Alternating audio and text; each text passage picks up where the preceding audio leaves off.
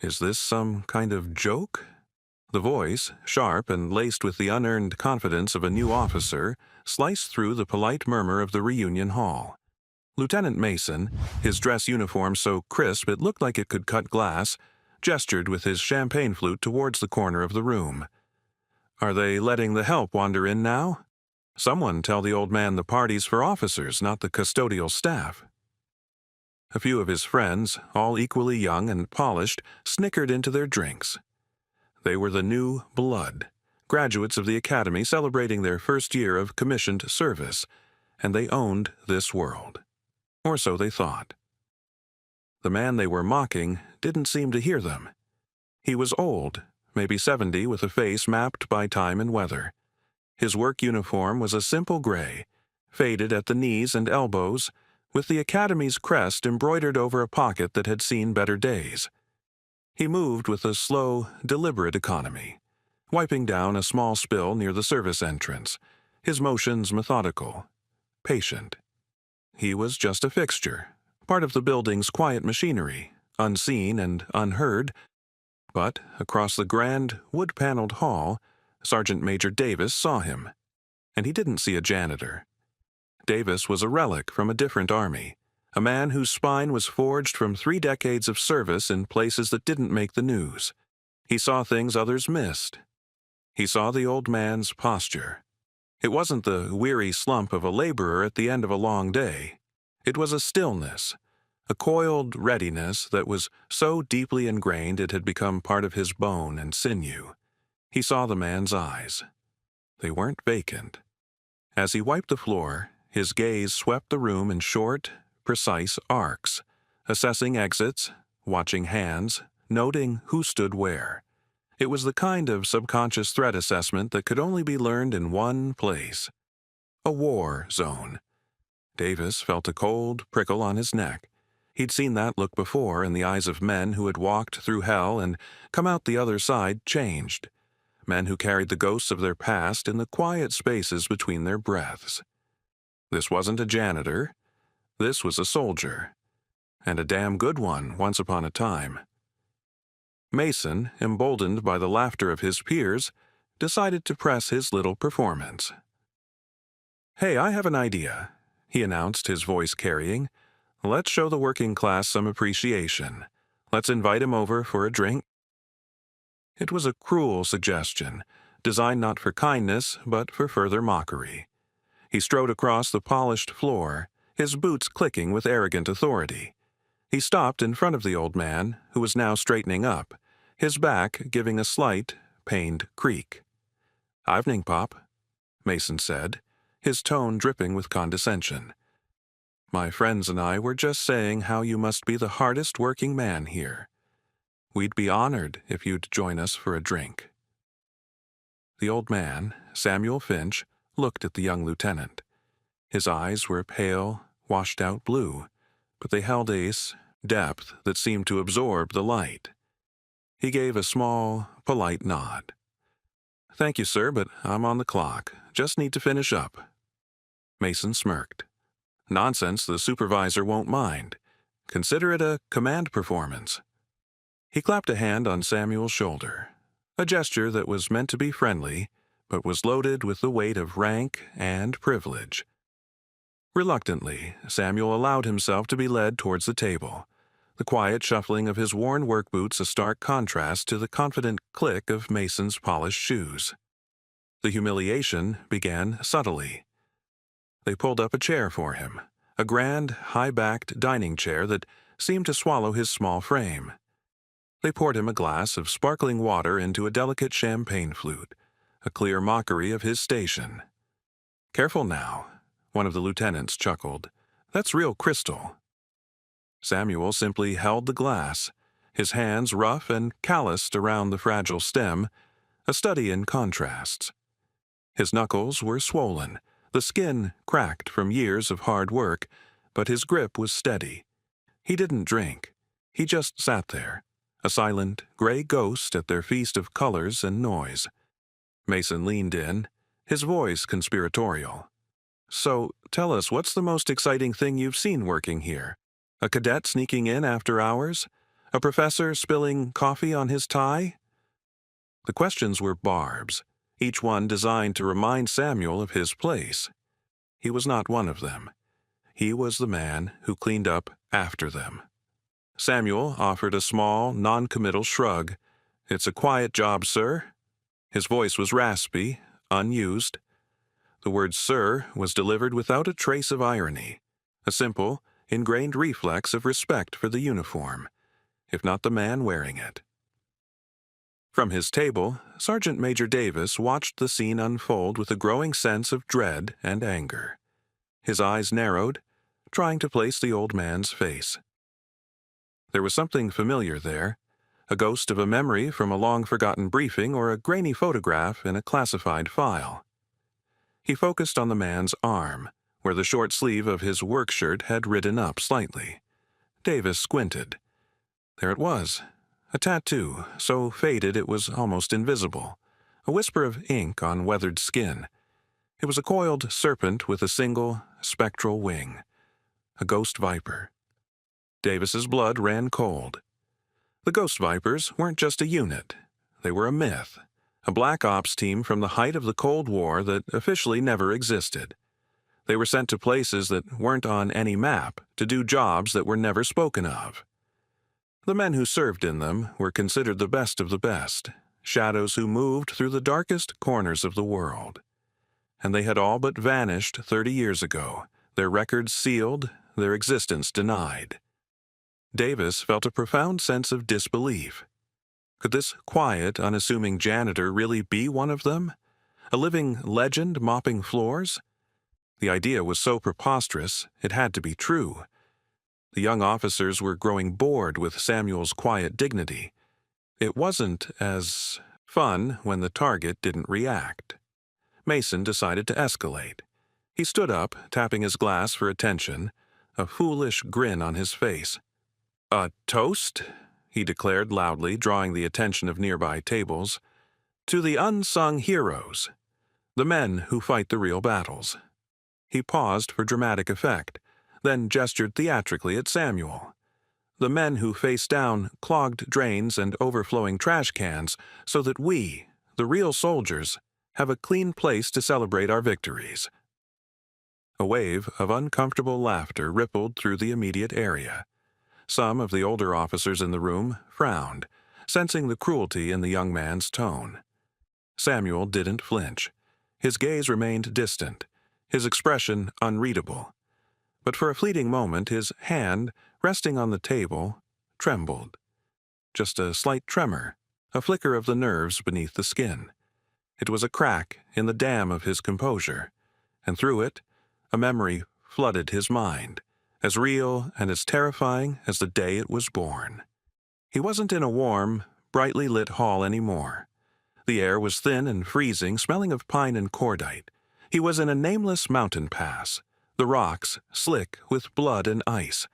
The rhythmic thump, thump, thump of an enemy helicopter grew louder, a sound that meant death was circling. He could feel the dead weight of a wounded comrade on his back, the warm stickiness of blood soaking through his own uniform. Lieutenant Peterson, barely 22 years old, was unconscious, a piece of shrapnel in his side. Around them, the rest of his small team lay dead or dying. They were the only two left. The mission was a catastrophic failure. "Leave me, Sam," Peterson had mumbled earlier, his voice weak. "Save yourself." But that wasn't in Samuel's nature. He had looked at the boy, whose face was pale with shock and fear, and made a silent promise. They were all going home, one way or another. He had carried that young officer for 2 days through enemy territory, his own body screaming in protest, his mind a razor's edge of focus and fear. The memory vanished as quickly as it came, leaving behind the dull ache of old wounds and the lingering echo of a promise kept. He blinked, the chandeliers of the hall coming back into focus. He was just an old man at a table, surrounded by boys playing at being soldiers. Just then, the great oak doors at the far end of the hall swung open with a resounding thud. A hush fell over the entire room. Every head turned. Standing in the doorway was General Peterson, a four-star legend, the keynote speaker for the evening. He was a man who radiated an aura of absolute command, his chest a constellation of ribbons that told the story of a lifetime at war. At his side were two grim-faced aides. The room snapped to a collective, rustling attention. Lieutenant Mason's chest puffed out. He straightened his tie, a hopeful, sycophantic gleam in his eye. To be recognized by General Peterson would be the crowning achievement of his young career.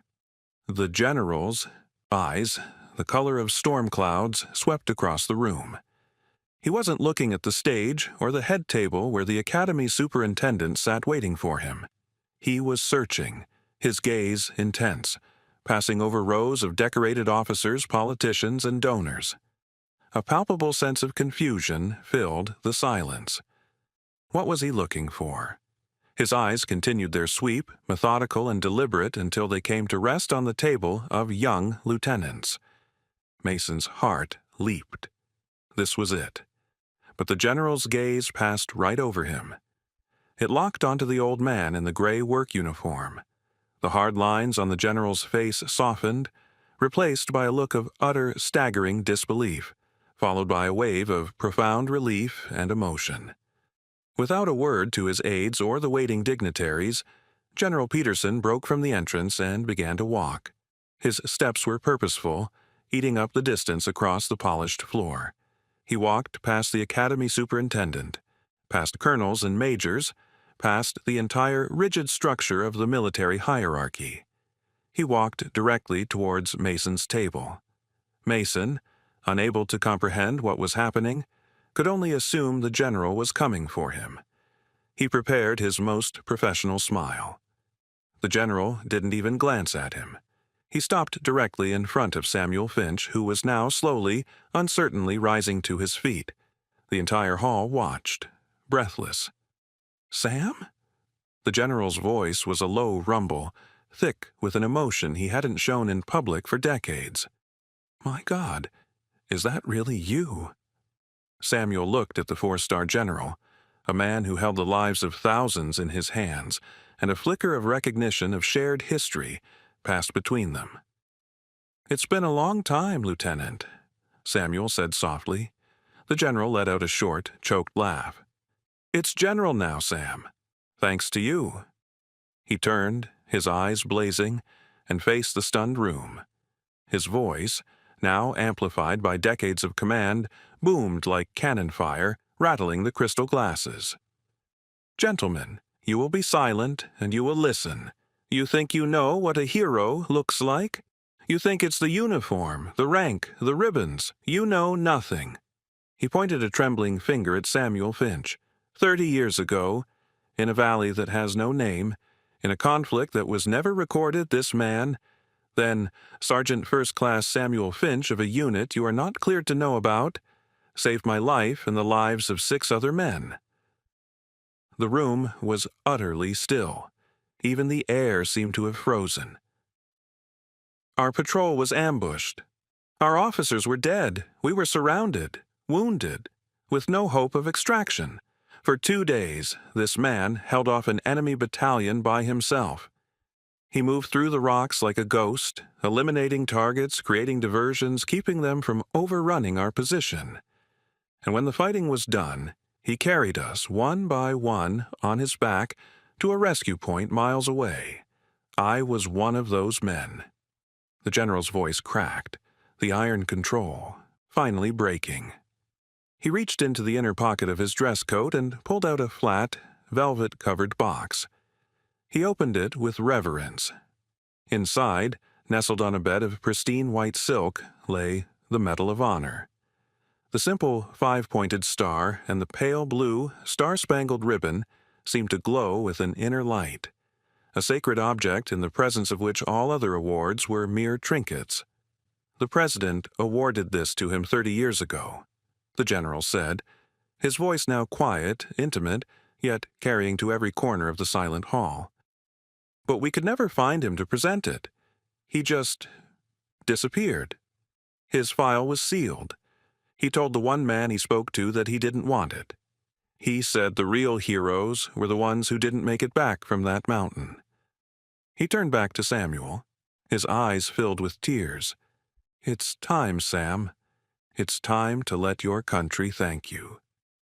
With a movement as sharp and precise as a rifle drill, General Peterson, one of the most powerful men in the United States military, snapped to the most rigid, heartfelt salute of his life. His hand quivered at his brow, not from age but from the sheer weight of the moment. "Sergeant Finch," he said, his voice thick with unshed tears, "permission to finally present your medal." For a long moment, Samuel Finch just stood there, a janitor in a faded uniform, face to face with a 4-star general. Then, across the room, a sharp sound cut through the silence. Sergeant Major Davis, his back ramrod straight, had slammed his heels together and raised his own hand in a salute of profound respect. Another older officer followed suit, then another, and another. A wave of motion swept through the room as every seasoned veteran, every soldier who understood the impossible weight of that small blue ribbon, rose to their feet and rendered honors not to a janitor, but to a legend they never knew they'd been standing beside. The young lieutenants at the table remained frozen, their faces pale masks of sickness and shame. Mason looked as though he'd been physically struck. His world, built on the simple foundations of rank and appearance, had just been leveled. He couldn't look at Samuel. He couldn't even breathe. Samuel finally gave a slow, tired nod. The general carefully unpinned the medal from its silk backing and, with the gentlest of motions, affixed it to the worn, gray fabric of Samuel's work shirt. It looked absurdly, beautifully out of place. It was a star shining on a cloudy day. There was no grand speech. Samuel didn't say a word. He simply reached up with his rough, calloused hand and touched the medal, his fingers tracing the familiar shape of the star. He looked over at Lieutenant Mason, and in his eyes there was no anger, no triumph, only a deep, bottomless well of pity. It was the look of a man who had seen the true face of war, and knew that the petty cruelties of boys like this were nothing more than the meaningless noise of the ignorant. The formal ceremony was hastily and awkwardly rearranged. Samuel Finch was brought to the stage, and the general told the full, declassified story of his heroism. But Samuel seemed distant, uncomfortable in the spotlight. As soon as it was over, while officers and dignitaries clamored to shake his hand, he slipped away. Sergeant Major Davis found him a few minutes later, not in the hall, but in the quiet solitude of a supply closet. Samuel was carefully unpinning the Medal of Honor from his shirt. He held it in his palm, looking at it as if it were a foreign object. "I saw the viper tattoo," Davis said quietly from the doorway. "I should have known." Samuel looked up, a faint smile touching his lips. "It's been a long time, Sergeant Major." "You're a ghost, you know that," Davis said, his voice full of awe. "We all thought every one from that operation was gone." "Most are," Samuel replied, his voice soft. He carefully placed the medal back in its velvet box and tucked it into his pocket. He then picked up a bucket and a mop that were leaning against the wall. "Supervisor will have my hide if I don't finish cleaning up that spill." And with that, he walked back out into the grand hall, a quiet man in a gray uniform, leaving a stunned sergeant major in his wake. He was no longer a janitor, and not quite a hero. He was just Samuel Finch, a man who had chosen a life of quiet service, content to let his honor be a matter between him, his God, and the ghost he carried.